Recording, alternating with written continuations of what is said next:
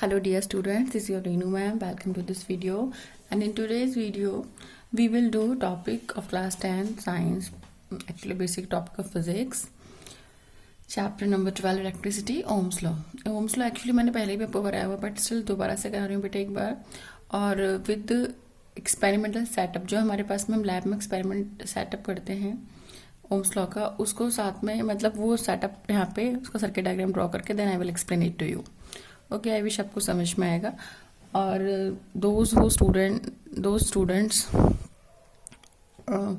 who don't be able to study by own, these video can help them. Okay, लेकिन बेटा बस एक request है कि जब आप वीडियो देख के पढ़ाई करें, किसी भी टीचर का वीडियो देखते हैं कोई इशू नहीं है, लेकिन जब आप वीडियो देख के पढ़ाई करें तो मेक श्योर कि आप उसको लिख लिख के साथ साथ प्रैक्टिस करते हुए चलें, अदरवाइज वो फ्रूटफुल नहीं होता. ओके, चलिए बेटा स्टार्ट करते हैं. या ओम्स लॉ. बेटा ओम्स हमारे पास में साइंटिस्ट उन्होंने क्या कहा था, उन्होंने सिंपल ये कहा था आपके पास में कि कोई भी आपने कंडक्टर लिया है, ठीक है, मैं कंडक्टर की बात कर रही हूँ, मैं इंसुलेटर्स की या फिर सेमीकंडक्टर की बात अभी नहीं कर रही हूँ. तो उन्होंने ये कहा था कि आपके पास में कि potential difference applied across the ends of the conductor is directly proportional to the amount of current flowing through it, provided physical conditions like temperature, pressure etc should remain constant. ठीक है, ये देखो मैं सर्किट डायग्राम ड्रॉ कर रही हूँ बेटा. Register के लिए मैंने, कंडक्टर वायर के लिए मैंने यहाँ पे ये रजिस्टर आर बना दिया है. ठीक है, आर बना दिया.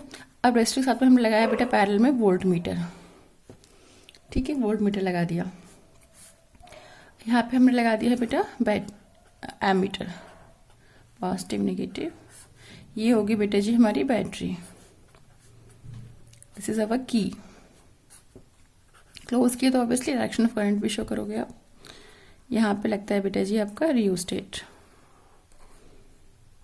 ओके, तो बेटा जी this is the experimental setup of Ohm's law. जब भी आपको लैब में प्रैक्टिकल करने के लिए आएगा तो आप इसको ऐसे सेटअप करेंगे. बैटरी के पॉजिटिव से एमीटर का पॉजिटिव, एमीटर के नेगेटिव से रजिस्टर का वन एंड. रजिस्टर में कुछ भी पॉजिटिव नेगेटिव नहीं होता तो आप ऐसे सेटअप करेंगे. ठीक है, तो एमीटर के नेगेटिव से रजिस्टर का वन एंड, रजिस्टर के सेकेंड एंड से यहाँ पे हमने रियोस्टेट अटैच किया हुआ है. रियोस्टेट के एंड से हमने यहाँ पे की अटैच की हुई है. अगर ओपन की होते तो डॉट नहीं लगाते, क्लोज की में डॉट लगाते हैं. और वोल्ट मीटर पैरेलल में लगाते हैं जिसका भी आपको पोटेंशियल डिफरेंस मेजर करना है. तो यहाँ पे हमें रजिस्टर जो है हमारे पास रजिस्टर वायर, ठीक है, इसके एंड्स के अक्रॉस हमने यहाँ पे पोटेंशियल डिफरेंस मेजर करना है. तो इसलिए हमने यहाँ पे इसके एंड्स के अक्रॉस यहाँ पे वोल्ट मीटर को लगाया हुआ है. ठीक है, प्लस माइनस का ध्यान रखेंगे. प्लस माइनस का सिंबल अगर उल्टा हो गया तो आपका सर्किट डायग्राम रॉन्ग हो जाएगा और आपका एक्सपेरिमेंट सेटअप भी रॉन्ग हो जाएगा इन दैट केस. फाइन. अच्छा, एक चीज़ और बेटा जी, रियोस्टेट जो होता है ना, इसमें ना 3 नॉब्स होते हैं. मीन्स 3 नॉब्स का मतलब क्या है यहाँ पे सिंपल सा बच्चे, जैसे कि ये ना आपके पास में कुछ इस टाइप से होता है. ठीक है, तो एक नॉब यहाँ पे, एक आपके पास में यहाँ पे होता है, एक ऊपर होता है. अगर आपने ये नीचे वाले दोनों नॉब जो पैरेलल बिल्कुल एक साथ एक ये अलाइनमेंट पे है, ये दोनों यूज़ किए बेटा, तो उस केस में रियोस्टेट का जो रजिस्टर है वो वैसे फिक्स रजिस्टर यूज़ कर रहे हो उसको, अगर आपने नीचे वाले दोनों नॉब यूज़ करे हैं. ठीक है, एक बार यहाँ पे एक बार यहाँ पे दोनों नीचे वाले नॉब यूज़ किए तो वो नहीं यूज़ करने. रियोस्टेट हमारे पास में हम उसे as a variable resistor use करते हैं. ठीक है, तो यानी एक ऊपर वाला और एक ये वाला. क्यों? क्योंकि जो ऊपर वाला जो यहाँ पे आर्म है ना, ये ऊपर वाला जो नॉब जहाँ लगा हुआ है ये मूवेबल है. अगर मैं इसको शिफ्ट करके इधर ले आऊँ तो यानी इतना पार्ट का रेजिस्टेंस कंट्रीब्यूट हो रहा है, और शिफ्ट कर दूँ तो जहाँ तक रखूँगी वहाँ तक कंट्रीब्यूशन होगा. यानी कि पूरा रजिस्टर का रेजिस्टेंस यहाँ पे हम कंट्रीब्यूट नहीं कराते, तो ऊपर वाले नॉब को लगाते हैं, साथ में इधर वाले नॉब को लगाते हैं. ठीक है, आई विश आपको समझ में आ गया होगा. चलिए बेटा जी अब फटाफट इसे करते हैं. तो बेटा ओम्स लॉ स्टेट्स दैट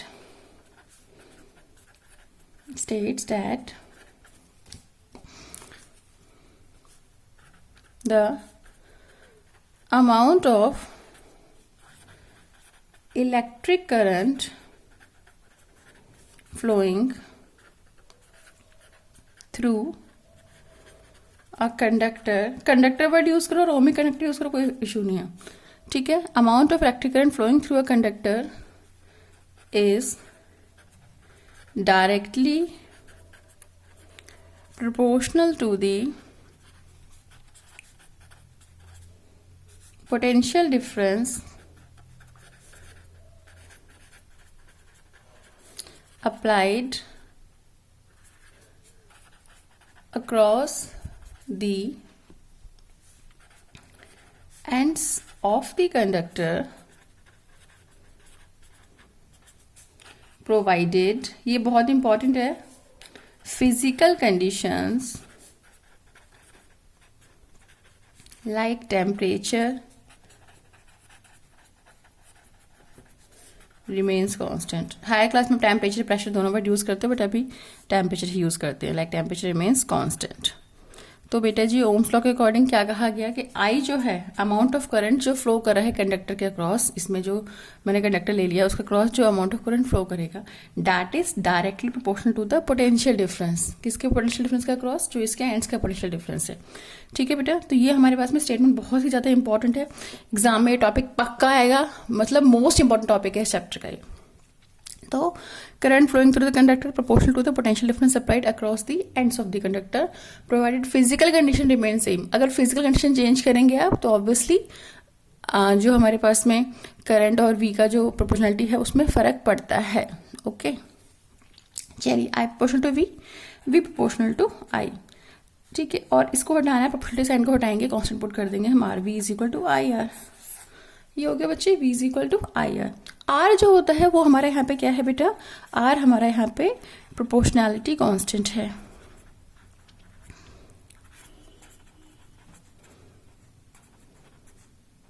ठीक है, प्रोपोर्शनैलिटी कांस्टेंट है. और आर जो है इसको हम क्या बोलते हैं बच्चे? Electrical resistance of the conductor. जो भी आप वायर यूज कर रहे हो उसका इलेक्ट्रिकल रेजिस्टेंस आर. तो आर जो होता है वो वी अपॉन आई होता है. Make sure R V upon I है बच्चे. अब आप बोलो वी को बढ़ाने से आर बढ़ेगा, आई को बढ़ाने से आर कम होगा, ऐसा नहीं है. क्यों? R is a ratio of V and I. तो आर जो है हमारे पास में वी एंड आई का रेशियो जो कि कांस्टेंट रहना है. वी को बढ़ाएंगे, पोटेंशियल को बढ़ाएंगे तो करंट बढ़ेगा, लेकिन उनका जो रेशियो है वी अपॉन आई का ratio that should remain same, वो सेम ही रहने वाला है. आई पे समझ में? चलिए, तो R is equal to V upon I हो गया. अच्छा, एक चीज और बेटा देखो, हमारे पास में हम फॉर एग्जांपल आपको बोला गया कि which physical quantity is measured by slope of V I graph. ठीक है, वी आई ग्राफ मैंने ओम्स लॉ का अपने ग्राफ ड्रॉ किया, वी यहाँ पे रखा, आई यहाँ पे रखा. ओके, वी यहाँ पे और आई यहाँ पे. बेटा वी माने पोटेंशियल हमारा किसमें आता है बेटा? वोल्ट में. आई हमारा करंट है, किसमें आता है बच्चे? एम्पियर में. ठीक है, जब आप इसका ग्राफ प्लॉट करेंगे तो graph will look like this बेटा, स्ट्रेट लाइन बनेगी बिल्कुल. ठीक है, ग्राफ आपका ऐसे अपीयर होगा. अब क्या करना है, आपको ग्राफ 2D में प्लॉट करना आता है, 2 डायमेंशन में है ना. एक्स एक्सिस ले लिया, हमने वाई ले ली. तो सपोज करो इस पॉइंट को मैंने यहाँ पे करंट को यहाँ पे मैंने I1 ले लिया, यहाँ पे मैंने करंट को यहाँ पे इस पॉइंट पे I2 ले लिया. मैंने कोऑर्डिनेट्स की बात करूँ तो ये मेरा I1 V1 है. ये कोऑर्डिनेट मेरा मैंने यहाँ लिख दिया बेटा I1 V1, और ये वाला कोऑर्डिनेट मैंने यहाँ पे लिख दिया I2 V2. मैंने करंट की वैल्यू I1, पोटेंशियल इस पॉइंट पे V1 है, और करंट की वैल्यू I2, पोटेंशियल इस पॉइंट पे V2 है. जब मैं इसका स्लोप निकालूंगी बेटा, ठीक है, स्लोप निकालूंगी, स्लोप क्या होगा बच्चे आपके पास में बेटा? स्लोप माने कोई भी 2 पॉइंट ले लो, क्योंकि स्ट्रेट लाइन है. यहाँ पे हमारे पास में जो स्लोप है बच्चे, मैं यहाँ पे नीचे लिख दे रही हूँ. ठीक है, ध्यान से समझिए. स्लोप जो है बेटा that is change in Y axis upon change in X axis. Okay, change in Y axis upon change in X axis. तो वाई एक्सिस पे क्या है बेटा हमारा v, और एक्स एक्सिस पे क्या है हमारा I माने करंट. तो ये आ जाएगा बच्चे स्लोप जो है that is equal to V2 minus V1 upon I2 minus I1. बेटा V2 माइनस V मतलब change in potential, I2 minus I1 माने चेंज इन करंट, यानी कि delta V upon delta I. Delta जब भी बेटा आता है वो चेंज को शो करता है. तो डेल्टा V मतलब change in potential, delta I मतलब चेंज इन करंट. तो ये देखो V अपॉन I आ रहा है, तो यानी कि हमें स्लोप क्या दे रहा है बेटा? R resistance. तो which physical quantity is measured by slope of VI graph? तो आंसर क्या आएगा? Resistance of the conductor. Okay, I wish आपको समझ में आ गया होगा. ठीक है, नेक्स्ट क्लास में मैं इसके रिगार्डिंग कुछ न्यूमेरिकल्स आपके संग डिस्कस करूंगी. ओके, मिलते हैं नेक्स्ट वीडियो में बेटा जी. अगर आपको वीडियो अच्छा लगा हो तो प्लीज़ इसे शेयर कीजिए उन स्टूडेंट के साथ में जिनको डिफ़िकल्टी होती है समझने में. ओके, मतलब जो भी नीडी हैं, पढ़ना चाहते हैं but still they are not having any resources. ठीक है, तो उनको संग शेयर कीजिए प्लीज़. ओके, चलिए मिलते हैं नेक्स्ट वीडियो में. बाय.